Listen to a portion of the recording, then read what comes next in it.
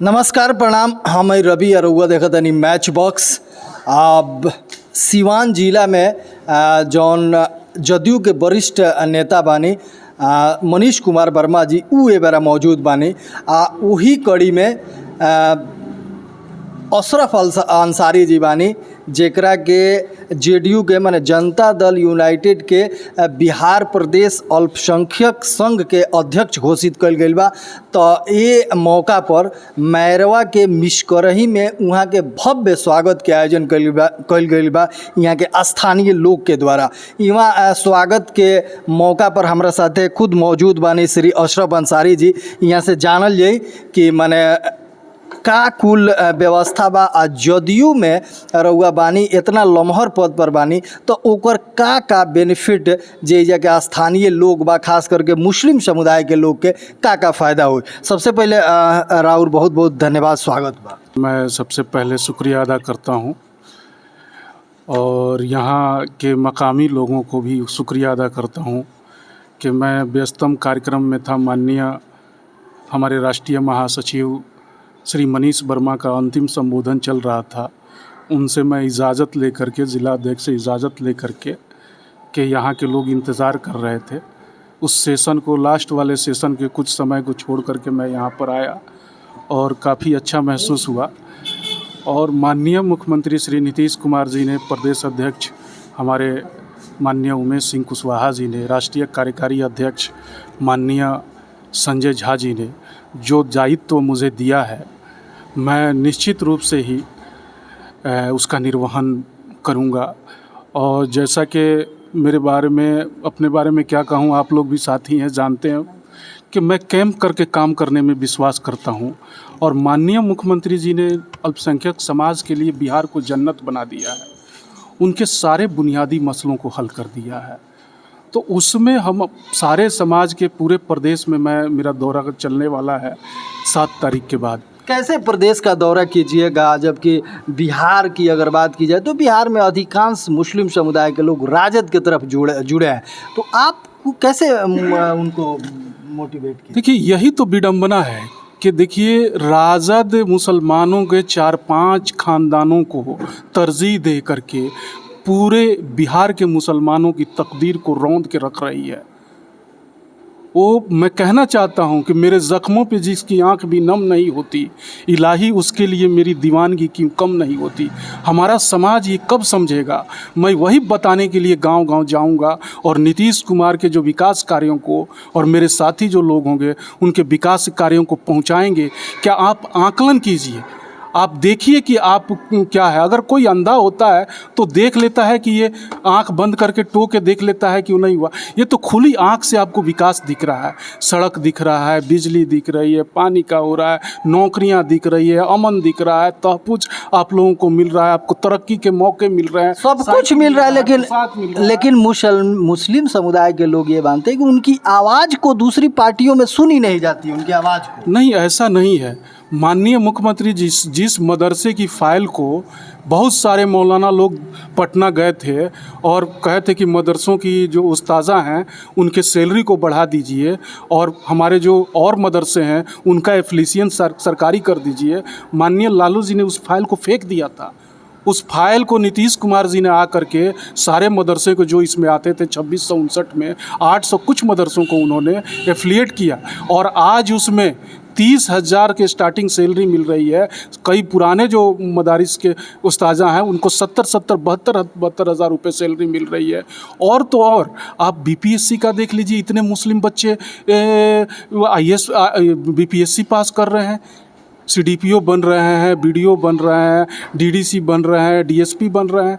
उसके बाद से और काम UPSC के लिए। जदयू की बात अगर की जाए तो आप जदयू के हैं नेता तो बोल रहे हैं, जदयू का जो गठबंधन भाजपा के साथ है तो ये मुस्लिम समुदाय कैसे स्वीकार करेगा? यही समझाने की बात है कि वो जदयू के साथ, राजद के साथ रहें, चाहे वो बीजेपी के साथ रहें। नीतीश कुमार अपनी मुद्दों पे राजनीति करते हैं। आप 7 निश्चय 1 देख लीजिए और 7 निश्चय 2 देख लीजिए, चाहे कोई भी आया गया हो।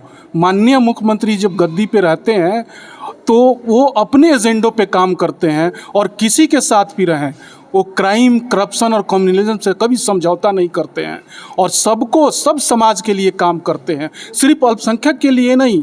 अल्पसंख्यक हो, महिला हो, पुरुष हो, आप अगड़ा समाज हो, पिछड़ा समाज हो, अति पिछड़ा समाज हो, पसमानदा समाज हो, सबके लिए वो काम करते हैं। आप एक बार क्या संदेश देना चाहेंगे? आपको जदयू ने बहुत बड़ी जिम्मेदारी दी है, तो पूरे प्रदेश के जो मुस्लिम समुदाय के लोग हैं उनको क्या संदेश देना? मैं अपने मुसलमान भाइयों से, खास करके अक़लियत समाज में और भी लोग आते हैं, जैन समाज के भी लोग आते हैं, क्रिश्चियन भी आते हैं और सिख समाज के भी लोग आते हैं, पर खास करके मैं अक़लियत मुस्लिम समाज के लोगों से कहना चाहता हूँ कि आप जज्बात में आकर के वोट ना करें और आप काम के आधार पर वोट करें, कि किसी का टेकन फॉर ग्रांटेड नहीं बने कि वो जाएगा कहाँ। जैसे मतलब दूसरी जो पार्टियां हैं, जो तथाकथित सो कॉल्ड मुस्लिम परस्त पार्टियां जो हैं, वो टेकन फॉर ग्रांटेड समझती हैं कि मुसलमान जाएगा कहाँ, हमारे ही तरफ वोट देगा, हम इनके लिए कुछ करें या ना करें, सिर्फ इनके जज्बात को उभार करके हम वोट ले लेंगे। पर मैं उन लोगों से कहना चाहता हूँ, मैं उनसे गुजारिश करना चाहता हूँ कि आप आकलनकारी करिए और नीतीश कुमार के किरदार को देखिए, उसकी बातों पे न जाके वो क्या कहता है, उसकी कदमों की तरफ देख के किधर जाता है, कि उनके काम को देखिए और काम का आकलन कीजिए और उसके बाद से फैसला कीजिए। और हमारे नबी ने कहा है कि मज़दूर की मज़दूरी का पसीना सूखने से पहले मिलना चाहिए। आप सच्चे मुसलमान हैं तो आप उनके काम को मानते हैं और जानते हैं और इकरार भी करते हैं, तो उनकी मज़दूरी दीजिए आप। कहा जाता है पसीना सूखने से पहले मज़दूरी मिलनी चाहिए। हज़रत मोहम्मद मुस्तफ़ा सल्लल्लाहु अलैहि वसल्लम ने कहा है, नीतीश कुमार आपके लिए काम कर रहे हैं, मज़दूरी कर रहे हैं, तो आप उनको मज़दूरी दीजिए और फिर उनके हाथों को मजबूत कीजिएगा, तो देखिएगा और दिल खोल के आपके लिए काम करेंगे। निरंतर आपको तरक्की का मौका दे ही रहे हैं, आगे भी आपके लिए काम करेंगे। पूरे समाज में अमन है, सादगी है, तहफ़्फ़ुज़ आपको दे रहे हैं पूरा, किसी का आपको दे रहे हैं पूरा, किसी तरह का खौफ नहीं है आपके अंदर, आपके खाने पीने में कोई प्रॉब्लम नहीं है, कोई आपकी हांडी को चेक नहीं कर रहा है। फिर आपको क्या चाहिए? आप समझिए, आकलन कीजिए, अगल बगल के प्रदेशों से भी देखिए कि नीतीश कुमार किसी के साथ भी रहें, आपके हितों का काम करते हैं, आपके हितों के खिलाफ कभी उन्होंने काम नहीं किया। मैरवा की जनता, जो आप इतना बड़ा पद आपको जदयू दिया गया है, तो मैरवा की जनता आपको आज यहाँ सम्मान सभा का आयोजन किया, इसके लिए क्या कहेंगे? मैं तहे दिल से शुक्रिया अदा करूँगा मिस करही और इस मदरसे के और अपने तमाम साथियों के भाई तहे दिल से शुक्रिया अदा करूँगा कि इन्होंने मुझे बुलाया, मुझे सम्मान दिया। सभी का बहुत बहुत धन्यवाद। एक बार परिचय बताएं। अशरफ अंसारी, प्रदेश अध्यक्ष, अल्पसंख्यक प्रकोष्ठ, बिहार प्रदेश जनता दल यू। ज्ञापन में और क्या मांग है आप लोगों का? उस ज्ञापन में मांग है कि अभी तक हम लोग केंद्र सरकार के अधीन हम लोग STQEM के अंतर्गत हम लोग साइंस टीचर हैं, तो हम लोग का मांग है, अभी हम लोग का सैलरी, बेसिक सैलरी मात्र 6,000 और 12,000 है।